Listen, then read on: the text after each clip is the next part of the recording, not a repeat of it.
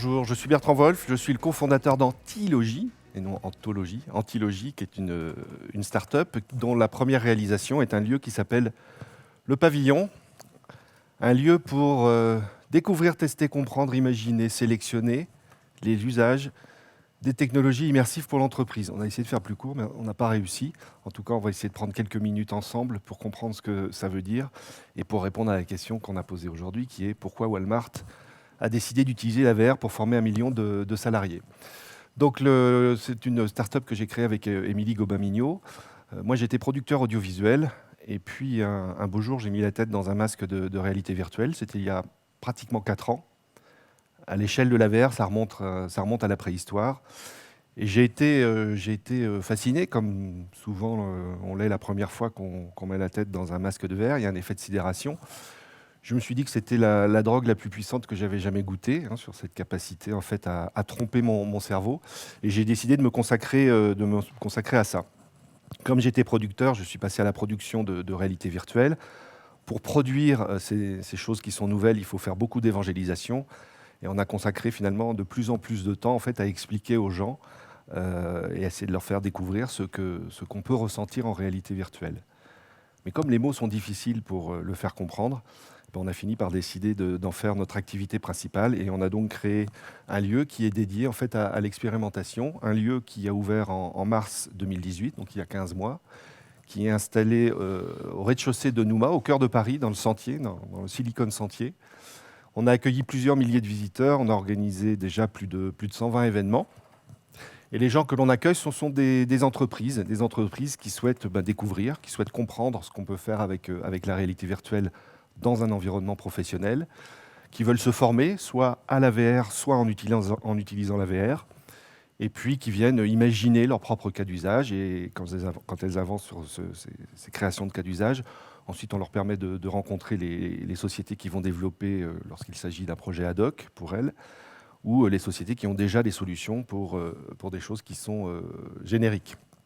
C'est aussi un lieu où on essaye de regrouper l'écosystème de l'AR et de la VR. On a des accords avec plus de 200 producteurs, beaucoup en France, un peu en Europe et puis quelques-uns en Amérique du Nord. C'est un écosystème qui est assez vivace. La BPI a identifié près de 350 startups en France qui bossent dans l'AR et dans la VR. Voilà, ce qui fait que les entreprises viennent nous voir et ce qui rend ce lieu unique, ce qui rend le pavillon unique, même unique au monde. Quand on a eu cette idée de lieu permanent à Paris consacré à la réalité virtuelle pour l'entreprise, on s'est dit ça doit exister ailleurs dans le monde. On n'a pas trouvé, donc on a essayé d'innover, puis surtout on a écouté les gens qui venaient nous voir tous les jours et qui nous proposaient des choses et on a essayé de les mettre en place. Donc ce qui rend ce lieu unique, en fait, c'est la base de données, le catalogue de cas d'usage, d'applications de réalité virtuelle. On en a plus de 500 aujourd'hui. Quand on a ouvert il y a un peu plus d'un an, on en avait 150. C'est dire que la R et la VR aussi se développent assez rapidement dans l'entreprise. Et donc quand les boîtes viennent nous voir, quand les sociétés viennent nous voir, on monte des sessions de découverte et d'expérimentation un peu sur mesure en fonction des secteurs d'activité, des métiers, des problématiques, puisqu'aujourd'hui la VR est présente sur absolument tous les sujets. Je vous parle de réalité virtuelle aujourd'hui, juste un point pour être sûr que on parle tous de la même chose. La réalité virtuelle, c'est ce qui est à votre gauche. Vous êtes l'utilisateur, la licorne, c'est vous. En réalité virtuelle, vous mettez un masque et vous êtes coupé de l'environnement réel dans lequel vous êtes, puisque vous êtes entouré en fait d'un environnement 100% digital. Alors qu'en réalité augmentée et en réalité mixte, vous restez au contact de la réalité, simplement il y a une couche digitale qui s'interpose entre vous et cette réalité, cette couche digitale étant accessible soit via des lunettes, soit via un smartphone ou un iPad.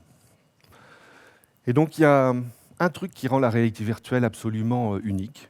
Il y a une chose qui en fait un média totalement à part. Il faut considérer que la VR est un média, on parle de technologie bien sûr, mais un masque de VR, c'est rien d'autre que 2 lentilles devant un écran, comme cet écran finalement.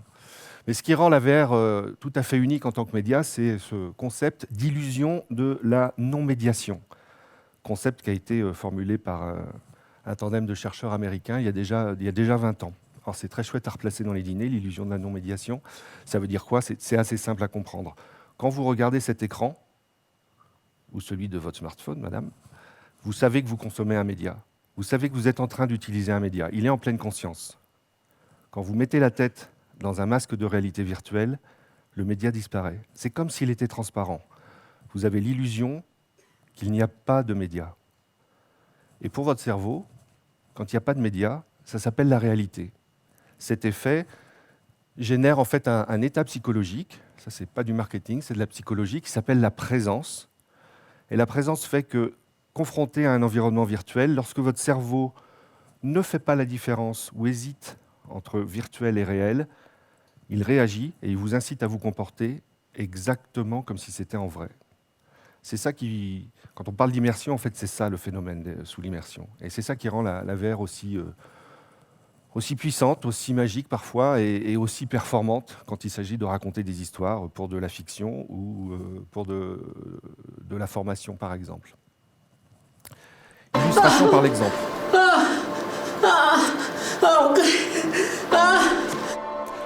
Vous voyez des gens qui sont dans une salle d'expérimentation VR qui date un peu déjà, hein.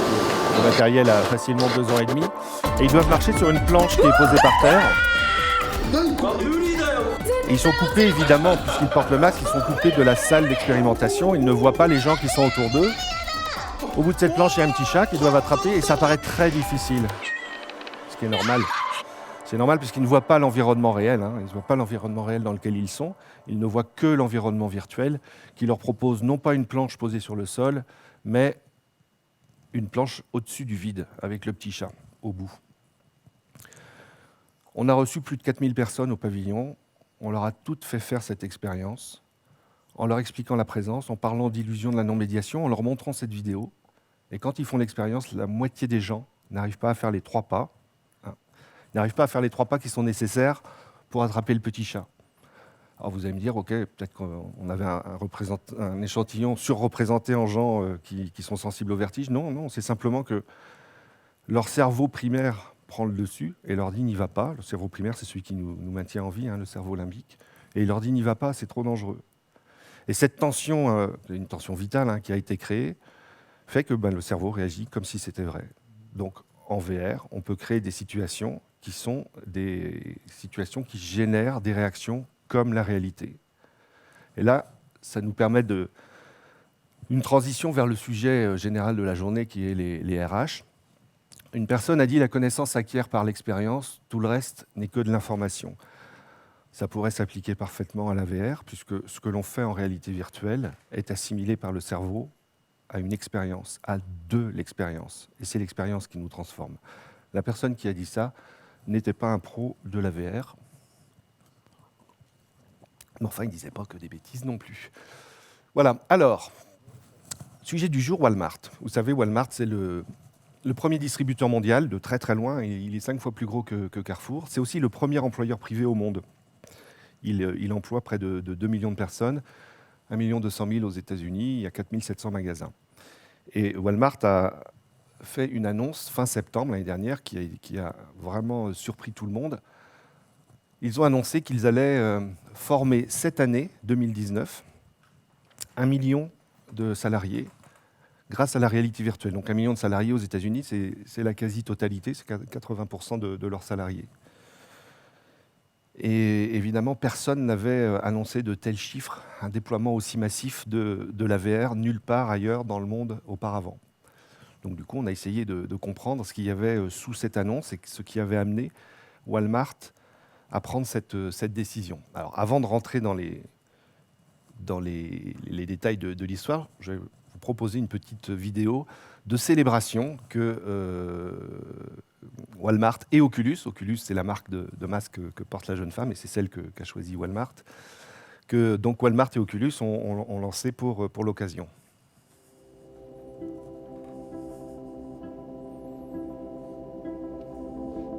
One of my goals, as you well know, was to make that the best store in Arkansas. We tried to take care of our customers as best we could. It's quite a story, but the success we've had is because of our people.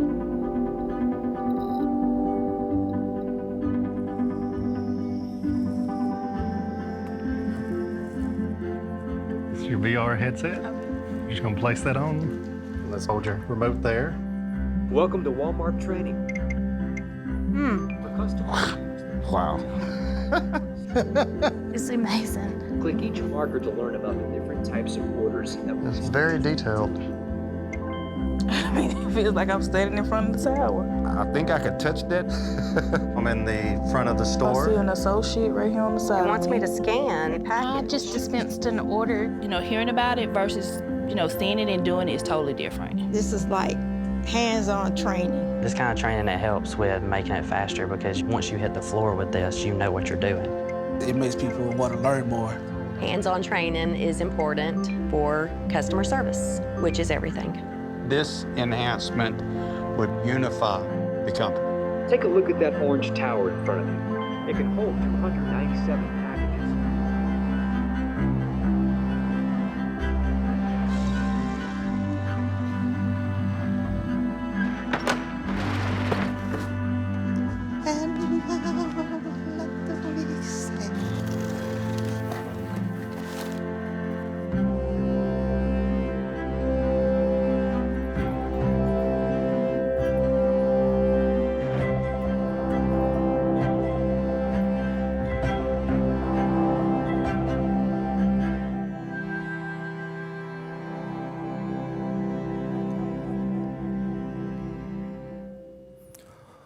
C'est aussi pour ce genre de pub qu'on adore les USA, n'est-ce pas? Ça fait presque pleurer. Mais c'est intéressant, c'est qu'il convoque Sam, le fondateur de Walmart, pour mettre une perspective historique sur ce qu'a toujours voulu faire Sam Walton, le fondateur de Walmart, c'est-à-dire être numéro 1 en service client, en qualité de service rendu aux clients. Et il dit que la VR, aujourd'hui, c'est l'ultimate de ça. Alors, voyons comment ils s'y sont pris. Pour ça, on va revenir un petit peu en arrière. C'est un groupe qui n'a pas toujours été tendre avec ses salariés. Il y a eu des tensions sociales assez importantes. Et le CEO de Walmart, Doug McMillon, qui est un pur produit de la maison, a fini par lâcher un peu de lest en février 2015. Il a annoncé un plan massif d'investissement en faveur des salariés qui se matérialisait de deux façons. La première, c'était $1 de l'heure de plus pour tout le monde. Ça, c'était très concret et immédiat. Et un autre qui était différé, qui était la formation. La formation devant se dérouler dans 200 académies qu'ils allaient construire à côté de certains magasins. Donc 200 académies de formation à travers les États-Unis. Ils ont lancé la première académie en février 2016. La 100e a été ouverte un an plus tard et la 200e et dernière a été ouverte début 2018. Donc c'est là que les gens devaient se former. Et pendant ce temps-là arrive notre ami Brock McNeil. Brock McNeil, vous ne le connaissez pas, bien sûr, c'est un des responsables des opérations de Walmart. Walmart, le siège de Walmart est en Arkansas. Donc, l'Arkansas, ce n'est pas l'État le plus flamboyant des États-Unis. Et ça se trouve dans une des villes les moins flamboyantes d'Arkansas, mais plutôt au fond à gauche. Donc là-bas, quand on veut s'amuser un peu, il faut s'intéresser au foot américain, sinon il n'y a pas grand-chose à faire. Et bien sûr, donc, Brock McNeil, comme on le voit pendant ses études, est un fan de l'équipe de foot locale, les Sangliers d'Arkansas, les Razorbacks. Et un jour, Brock McNeil, il va à l'entraînement de son équipe préférée et il entend le quarterback parler de ses performances, de ses stats qu'il a améliorées grâce à la réalité virtuelle. Alors, deux choses. Le quarterback, c'est la star de l'équipe de foot. C'est celui qui reçoit la balle quand l'arbitre siffle l'engagement et il a 3 ou 4 secondes pour appliquer la tactique qui a été définie par le coach, c'est-à-dire faire une passe au gars qui a réussi à se démarquer tout au fond et qui va aller marquer le touchdown. Pendant ces 3 ou 4 secondes de réflexion, il y a une dizaine de gars de l'équipe adverse, une dizaine de gars à côté de qui je suis un nain et un gringalet, lancés à 30 à l'heure pour l'exploser.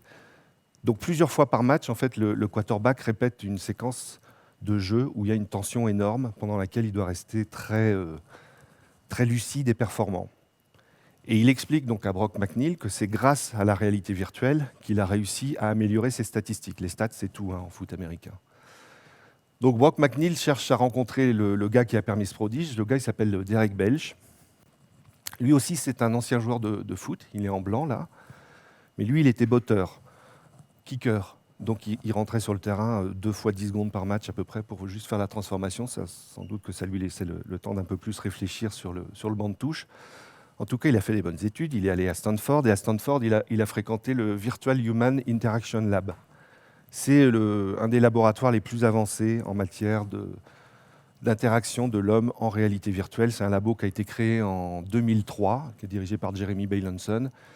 C'est Jeremy Bailenson qui a invité il y a 5 ans Mark Zuckerberg à venir découvrir la réalité virtuelle. C'était en mars 2014. Zuckerberg a passé 1 heure à faire une petite expérience, celle de la planche bien sûr. Il ne sauvait pas un chat, mais le sol disparaissait, il restait juste sur une petite planche. Il a discuté avec Jeremy Bailenson. Il a imaginé, Zuckerberg, il a imaginé son réseau social en réalité virtuelle. Et comme il a les moyens de son imagination, 3 semaines après, il a fait un chèque de 2 milliards de dollars pour acheter une start-up. À l'époque, il y avait juste un prototype et une dizaine de personnes dans cette start-up, c'est Oculus. Bref, Derek Belch, pendant ses études à Stanford, travaille au Virtual Human Interaction Lab. Il se dit, l'AVR, ça peut être formidable pour aguerrir les joueurs de foot américains. Et il crée une société qui s'appelle Striver, dont vous avez peut-être vu fugacement le logo à la fin de ce magnifique spot qu'on a regardé tout à l'heure, de pub. Et Striver donc, a développé des produits de formation pour les équipes de foot. Et quand les stats sont en progression, évidemment, les équipes passent leur temps à s'observer les unes les autres. Quand une équipe a un nouvel outil, toutes les équipes l'abordent. Donc ça a permis vraiment de bien lancer sa start-up. Et donc Brock Neal, en échangeant avec Brock Neal de Walmart, en échangeant avec Derek Belch, il se dit, c'est intéressant, on peut peut-être, nous aussi, chez Walmart, adopter la VR pour se former. Alors il commence en janvier 2017 dans 30 académies de formation, celles qu'ils ont décidé de sortir de terre tout récemment. Ils décident de faire un pilote. Et au bout de 6 mois, ils tirent des conclusions plutôt intéressantes. Ils se disent, OK, on va déployer ça dans toutes les académies et on va essayer de former le maximum de gens qu'on peut former. Et donc, en juin, ils se fixent pour objectif de former 150 000 personnes grâce à la réalité virtuelle. Et ils déploient ça dans toutes les académies. Voilà comment ça se passait. C'est 2017, mais c'est déjà de la préhistoire, en fait. Donc, vous voyez, la dame, elle a la tête dans le masque. C'est un Oculus Rift, donc c'est un masque qui vaut 500 € à peu près, et qui est relié à un PC, qui doit être celui qui est sur la table. Un PC qui, lui, vaut 1500 €. Et puis à côté du PC, là, vous pouvez regarder, il y a un capteur. Voilà. Donc ça, c'est le dispositif de réalité virtuelle. Ce que la dame voit dans le masque est retransmis sur l'écran. Complètement à droite, il y a le formateur. Et puis, il y a d'autres salariés de Walmart qui suivent aussi cette formation en VR, mais eux, ils la suivent en regardant sur l'écran. C'est un peu moins immersif. Mais donc voilà concrètement comment ça se passe. Elle porte le masque, il ou elle porte le masque, et le coach commente ce que la personne est en train de faire. Voilà le coach. Ouais, évidemment, on coupe le son, mais il dit que c'est formidable, la VR, naturellement. Et voilà la première des formations qu'a testé Walmart.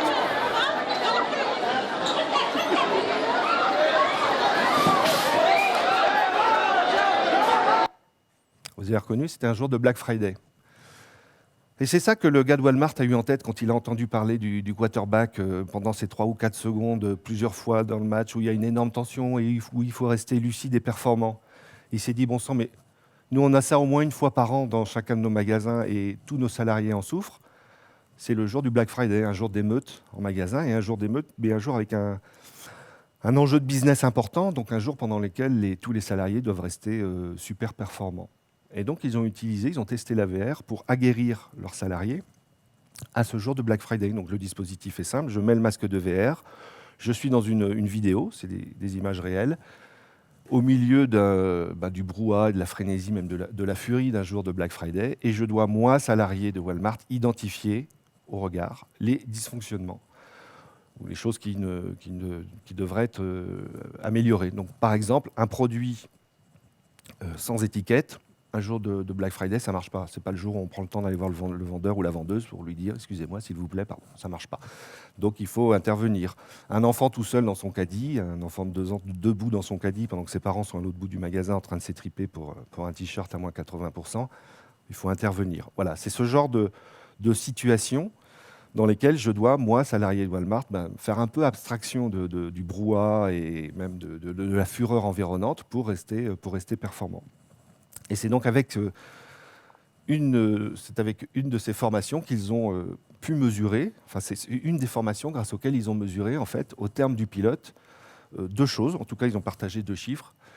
Le premier, c'est qu'ils ont jugé que c'était plus performant que de la formation classique. Ils mesurent les connaissances acquises par un questionnaire, hein, par une interro à la fin de la session de formation. 70% des gens qui ont appris en VR ou qui ont été formés en VR ont eu une note supérieure à ceux qui ont été formés de manière classique sur un même sujet, bien sûr. Hein. Tous les sujets qu'ils traitent en VR sont des sujets traités de manière classique également. Et le deuxième chiffre qu'ils ont partagé, il est encore plus intéressant, je trouve, c'est la note de satisfaction qui a été donnée par les apprenants aux formations qu'ils viennent de suivre. On voit passer beaucoup de formateurs au pavillon et tous nous disent que la première difficulté de leur boulot, c'est de donner envie, c'est de faire en sorte que les gens viennent à ces formations.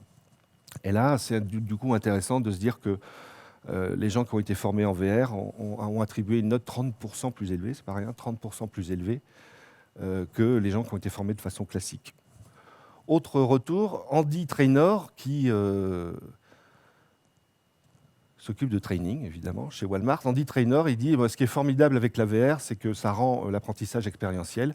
Quand vous regardez un module dans un masque, votre cerveau ressent comme si c'était une expérience réelle. En fait, il parle de la présence, là. C'est ce qu'on a vu tout à l'heure. On a aussi vu que l'entraînement, le learning en VR renforce la confiance et la rétention de 10 à 15%.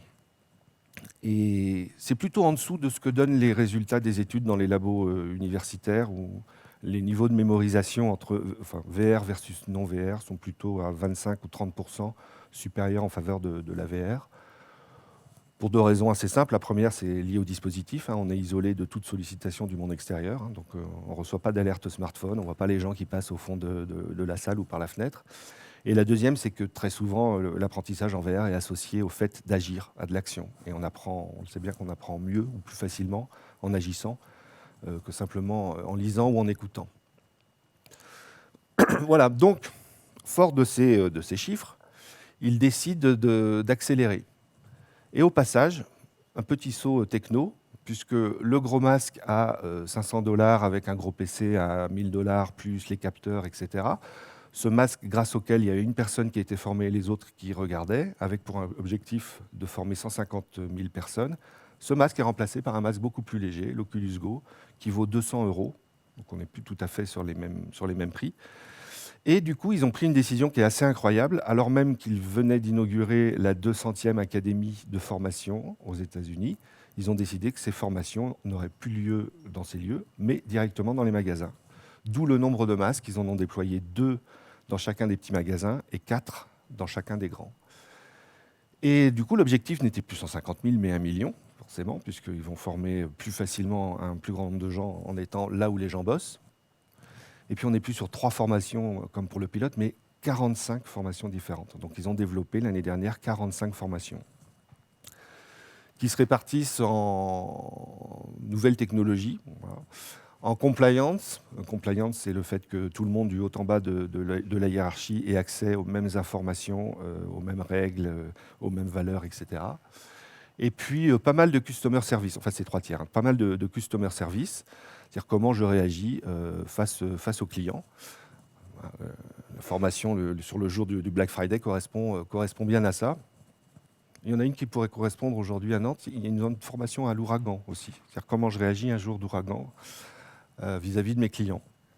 Et puis, voilà ce type de formation qu'ils ont sur de la techno. Ça, c'est une formation sur la Pick-up Tower. Vous savez, vous faites votre commande en ligne et puis vous venez chercher le colis dans cette tour quand vous le souhaitez.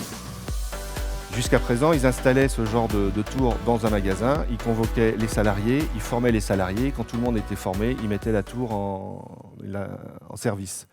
Maintenant, ils font l'inverse. Ils forment d'abord les gens grâce à la VR. Ils installent la tour et du jour où elle est branchée, du moment où elle est branchée, tout le monde sait s'en servir. C'est efficace plus rapidement. Voilà pour Walmart. Alors ça a été une sacrée nouvelle, hein, une annonce aussi massive, mais ce n'était pas la première fois évidemment qu'une boîte se penchait sur la VR et la formation. Ça fait très très longtemps.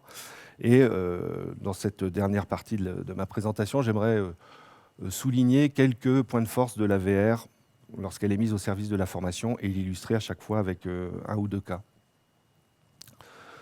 La première vertu de la VR, un peu comme n'importe quel dispositif digital, c'est la capacité de réitération. C'est évidemment beaucoup plus facile de reproduire et de multiplier une formation en réalité virtuelle qu'en réalité tout court.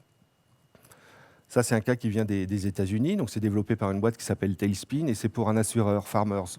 C'est, je crois, le 8e assureur aux États-Unis. Ils ont des experts, bien sûr, des experts en assurance, et certains sont spécialisés dans les dégâts des eaux. Jusqu'à présent, Farmers, pour former ces experts, ils avaient une maison à côté de Los Angeles avec 2 niveaux. Et à chaque niveau, tous les 6 mois, ils mettaient en place un scénario de dégâts des eaux. Et ils faisaient venir les experts de tous les États-Unis, et à tour de rôle, ils lâchaient les experts dans les maisons. Le premier jour au rez-de-chaussée, le deuxième jour à l'étage. Ils ouvraient les vannes, ils ouvraient les vannes la veille, et puis ils lâchaient les experts sur le terrain pour qu'ils identifient quelles étaient les causes, les sources de l'inondation. Et aujourd'hui, grâce à la VR, les gens ne se déplacent plus. C'est les masques qui vont voir les experts pour les former. Et puis, c'est plus 2 scénarios tous les 6 mois qui sont disponibles, mais c'est 500 scénarios qui sont proposés aux experts. Donc, en termes de coûts, évidemment, c'est beaucoup moins cher. Et en termes de gains d'expertise, c'est évidemment sans comparaison possible. La deuxième vertu de la VR en matière de formation, c'est la prise de risque. En fait, c'est pas très grave en VR de se tromper, c'est pas très grave de casser du matériel, c'est même pas très grave de se blesser. Surtout si ça empêche de le faire ensuite en vrai.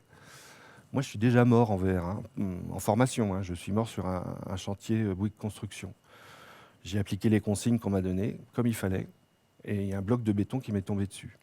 En fait, j'avais juste oublié que c'était une formation destinée à me rappeler que quand on bosse sur un chantier de BTP, la première chose à faire quand on reçoit une consigne, c'est d'analyser la dangerosité de la consigne. Et si c'est dangereux, pour soi-même ou pour les autres, il faut refuser de l'appliquer. En bon soldat, j'avais appliqué les consignes, c'était crétin, j'étais mort. C'est marquant, mais c'est pas grave, c'est en formation. Voilà un exemple qui vient qui a été développé initialement pour la paire, c'est de la manipulation de palettes.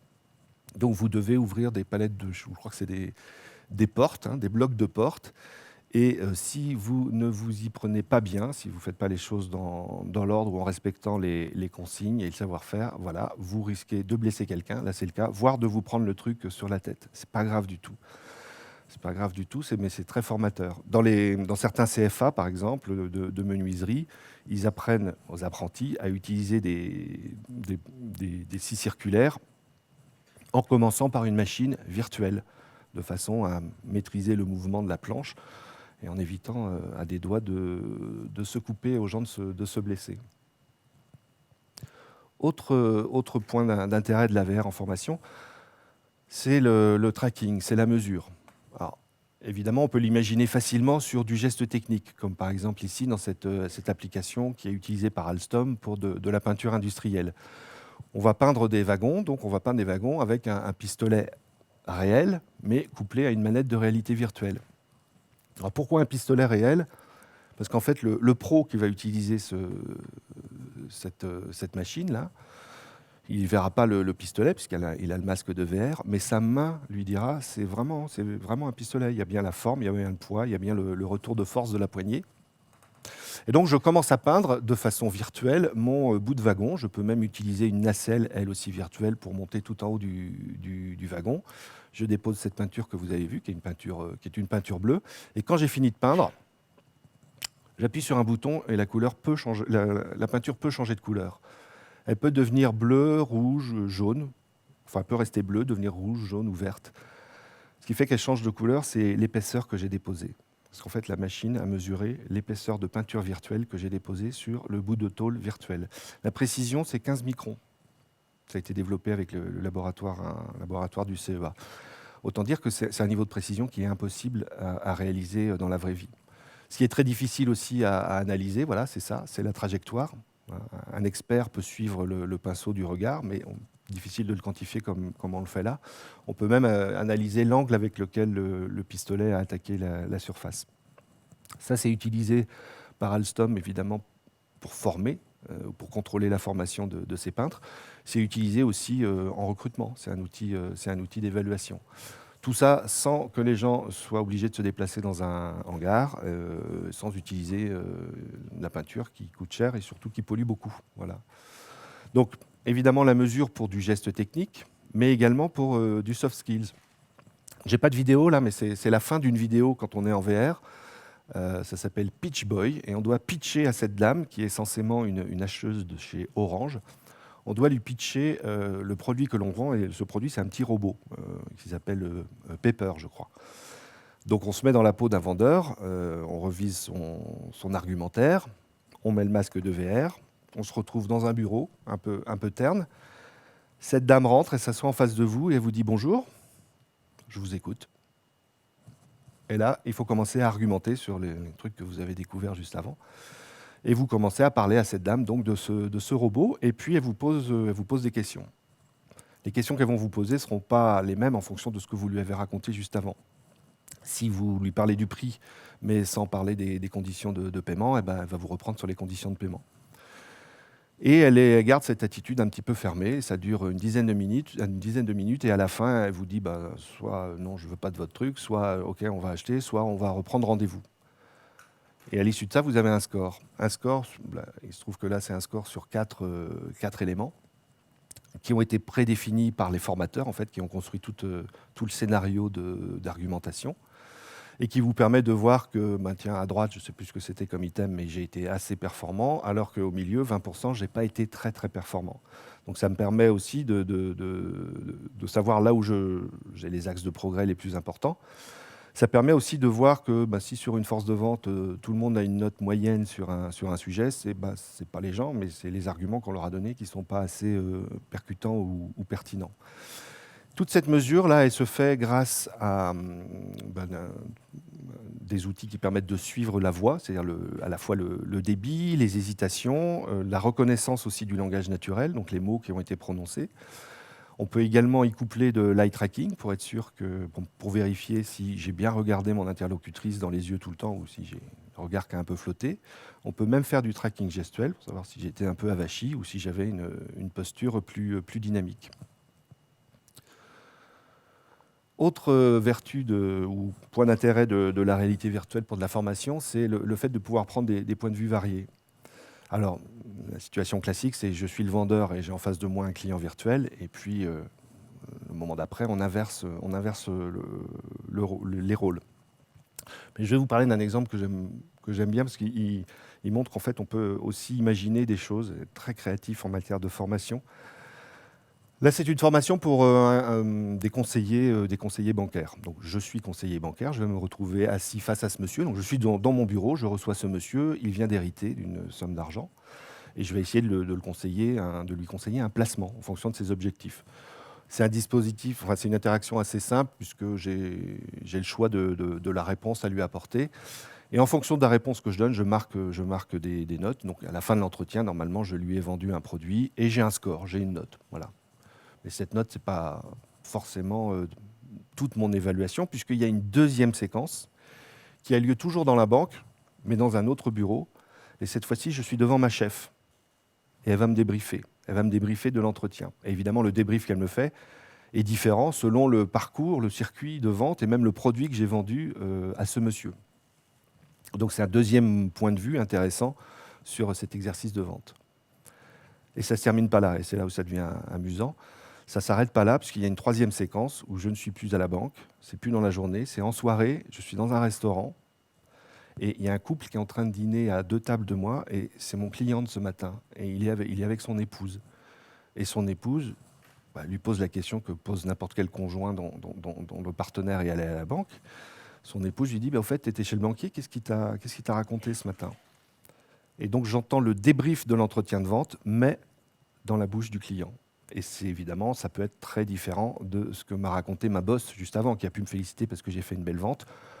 Et le client va peut-être juger que j'avais été un petit peu bourrin pour faire cette vente. Voilà. Donc ça illustre en fait cette capacité à, sur une même situation, apporter des points de vue et des regards différents qui sont autant d'expériences qui enrichissent l'apprenant. Autre exemple, le ROI, alors retour sur investissement, bien sûr, ça c'est le plus simple, mais ce n'est pas celui-là dont je veux vous parler. Je vais vous parler du return on impossible, c'est-à-dire les fois où la VR vient créer des situations qui sont impossibles à faire dans la vraie vie. comme le Black Friday, évidemment, parce qu'on ne va pas, pour former des gens au Black Friday, mettre 200 figurants qui vont se taper dessus dans un magasin. C'est la même chose quand il s'agit de se former à la prise de parole en public. Voilà. C'est pas simple, hein, c'est pas donné à tout le monde de convoquer 200 personnes dans un amphithéâtre juste pour répéter le pitch qu'on doit faire le lendemain. La VR s'y prête parfaitement dans cette application qui s'appelle Do You Speak VR. Vous mettez le masque, vous vous retrouvez sur scène, derrière un rideau. Vous entendez la foule qui bruisse derrière le rideau. Un speaker vous annonce, comme Jérémy l'a fait tout à l'heure. Le rideau s'ouvre et soudain, vous êtes face à 150 personnes qui vous applaudissent. À ce moment de l'expérience, l'immense majorité des gens que l'on voit l'attester font oh putain, c'est-à-dire qu'ils se prennent le choc d'adrénaline de voir cette foule qui les attend. Et en fait, c'est grâce à cette petite tension qui a été mise au début, voilà, un petit moment de storytelling qui fait que le cerveau a été bien mis sous tension et que sans surprise, il vit un moment de stress. Et je commence à faire mon talk, j'ai aussi mes slides derrière moi, je commence à parler, je peux me déplacer sur scène et il va se passer des choses, il va y avoir des interactions avec la foule, interactions qui sont pilotées par le coach qui me forme depuis ce matin par exemple. Donc c'est une séquence immersive qui est utilisée en cours de formation classique, mais au lieu de le faire à 10, parce qu'on était 10 en cours ce jour-là, et puis moi je parle et puis les 9 autres font la foule, là on le fait entre guillemets pour de vrai. Et ce phénomène d'immersion, de présence que j'ai évoqué à plusieurs reprises, fait qu'à aucun moment, ça c'est des images sorties de cette application, hein, à aucun moment on se dit mais bon sang, je suis dans une simulation de 3D qui ressemble à une séquence sortie de Sims 2002. À aucun moment, quand une personne se lève pour poser une question, on se dit je sais que c'est un avatar et je sais que c'est mon coach qui pose la question. Non, on se dit juste qu'est-ce qui va m'emmerder avec sa question pourvu que je m'en sorte bien, comme dans la vraie vie. Voilà.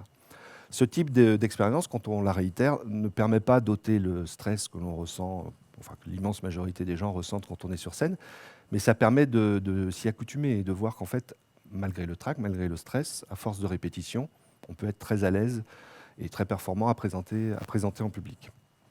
Voilà, dernier point de force, c'est ce que j'ai appelé le décadrage, c'est-à-dire qu'on peut s'évertuer à recréer des environnements très réalistes, des environnements d'entreprise, des environnements apprenants. On peut aussi tout simplement décadrer complètement, essayer de mettre les gens dans des situations où ils seront sans filtre, des situations de jeu, mais des situations qui ressemblent terriblement à ce qu'il y a dans l'entreprise. Ça, c'est un outil de diagnostic du leadership émotionnel chez les managers, où on les met dans une situation où ils ont un objectif, comme dans une entreprise, et ils rencontrent des opposants et des adjuvants, comme dans une entreprise, tout ça sous le regard d'un coach qui va analyser à la fin. Dernier point, distanciel, présentiel. Oui, ça c'est le futur, ça commence déjà. Peut-être qu'un jour, ce type de rencontre n'aura pas lieu physiquement, mais virtuellement. La boîte s'appelle Meeting VR, c'est une boîte danoise, et elle vous propose en fait de réserver une salle de réunion dans laquelle vous pouvez convoquer ou inviter vos collègues, vos partenaires, vos confrères. Chacun, le jour J, met un masque. Hein, chacun est aux quatre coins de la ville ou du pays. Et on se retrouve dans cet environnement sous cette forme d'avatar. Le cerveau est extrêmement plastique. Si j'entends la voix de Chris, je sais que c'est lui. J'oublie que c'est un avatar. Ça, c'est aujourd'hui. Et demain, ça sera ça.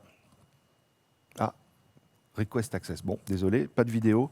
Demain, ça sera ça. Je voulais vous montrer la dernière avancée d'un labo de Facebook qui est à Pittsburgh en matière d'avatarisation, où en fait, on n'arrive plus à faire la différence entre la personne réelle et sa représentation avatarisée, c'est-à-dire en 3D, avec un suivi en live des expressions faciales. Voilà, j'en ai terminé. Oh, 0-0, impeccable. J'en ai terminé.